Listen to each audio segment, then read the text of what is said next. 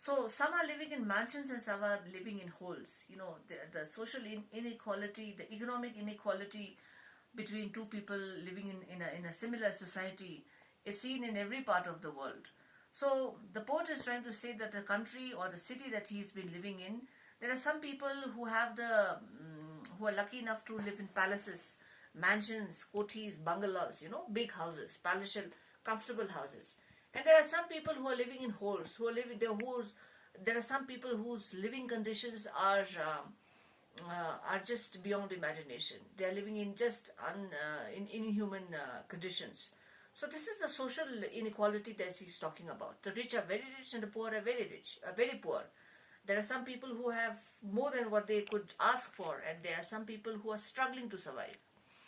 Yet there is no place for us, my dear, yet there is no place.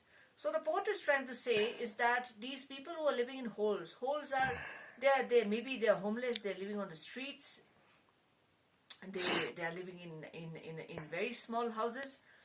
But when we are talking about, so even the homeless person or a poor or a beggar or someone who's living in a hole, that means someone who's living in a very very small settlement, has a place, but there is no place for us. He's saying there is no place for us.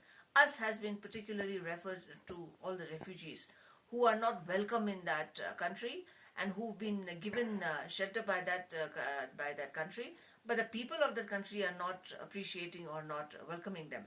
Yet there is no place for us, my dear. Yet there is no place for us. So the reason why the poet has mentioned and repeated this statement again, twice, yet there is no place for us, is because he wants to emphasize on the fact that there is no place for us. Us has been referred to refugees. Understand? So, second stanza. Once we had a country, I would appreciate if you follow the way I taught you in the class. You have to make a habit of making your notes with a pencil on your book while you are viewing the video. It will help you to make your own answers when you are, doing the question answer part. So make your own notes while you are watching the video. Once we had a country and we thought it fair. Look in the atlas and you find it there. Things are not always difficult for everyone. Today, if, let's say for example, if there's a difficulty at home and there's a difficult situation, somebody is sick, there's something that you are really in need of, but that situation is not going to remain forever.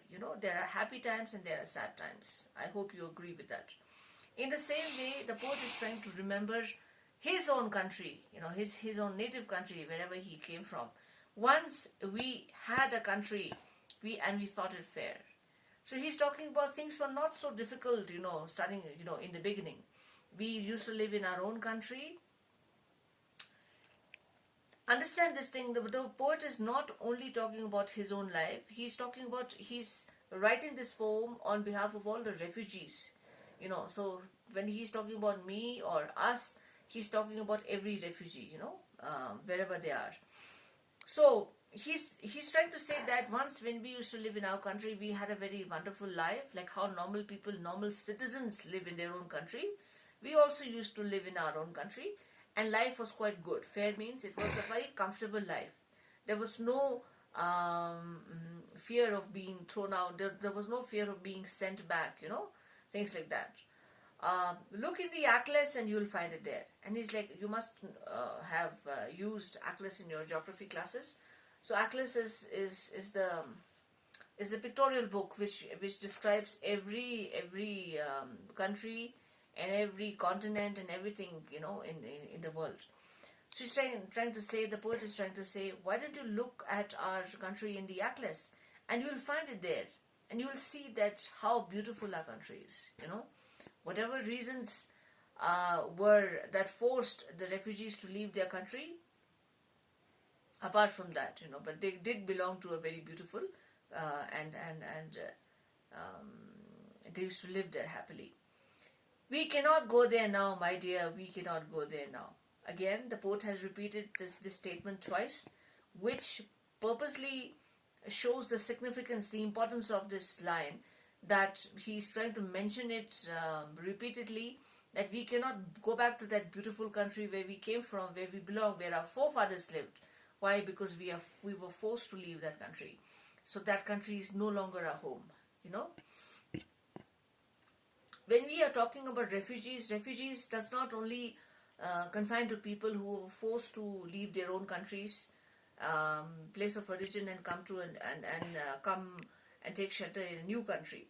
Refugees can happen within the country itself. You know, let's say for example, there are so many states in our country as India.